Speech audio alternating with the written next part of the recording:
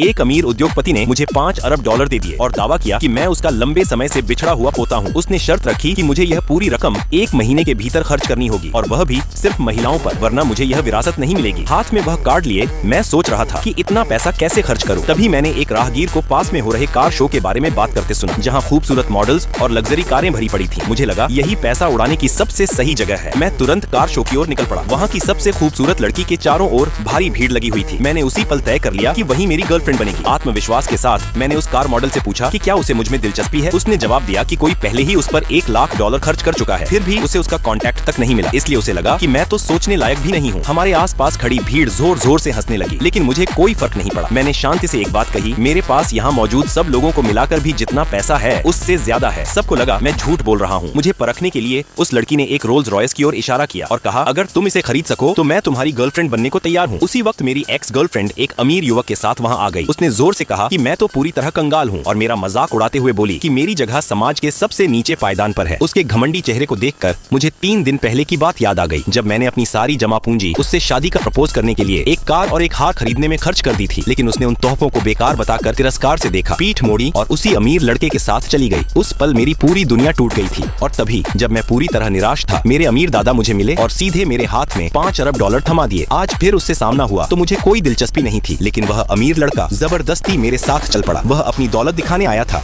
यहाँ तक कि उसने मौके पर ही एक लग्जरी कार खरीदी और मेरी एक्स गर्लफ्रेंड को तोहफे में दे दी। तभी मेरे दिमाग में एक आइडिया आया। मैंने तुरंत कार मॉडल से कहा कि वह मुझे कुछ लग्जरी कारें दिखाए। पहली कार दिखाई तो मैंने कहा बहुत सस्ती है। उसने कई और कारें दिखाई, लेकिन मुझे वे भी महंगी नहीं लगी। आखिरकार उसने 20 मिलियन डॉलर की एक टॉप टियर लग्जरी कार दिखाई। मैंने हाथ उठाया और ऐलान किया, तुमने अभी जितनी भी कारें दिखाई हैं, मैं सब खरीद रहा हूँ और ये सारी कारें मैं इसे गिफ्ट कर रहा हूँ। सबको लगा कि मेरा कार्ड जरूर डिक्लाइन हो जाएगा, इसलिए उन्होंने तुरंत मैनेजर को बुलाकर पेमेंट चेक करवाया। लेकिन जैसे ही पेमेंट सक्सेस हुआ, सारी हंसी एकदम से खामोशी में बदल गई। मेरी एक्स के चेहरे से मजाक उड़ाने वाला भाव गायब हो गया और उसकी जगह चापलूसी भरी घबराई हुई मुस्कान आ गई। वह मुझसे दोबारा साथ आने की भीख मांगने लगी। उसकी हालत देखकर मुझे हंसी सी आ गई। कुछ रास्ते ऐसे होते हैं जिन पर दोबारा चला जा सकता है, लेकिन कुछ लोग ऐसे होते हैं जिन्हें एक बार खो देने के बाद हमेशा के लिए खो दिया जाता है।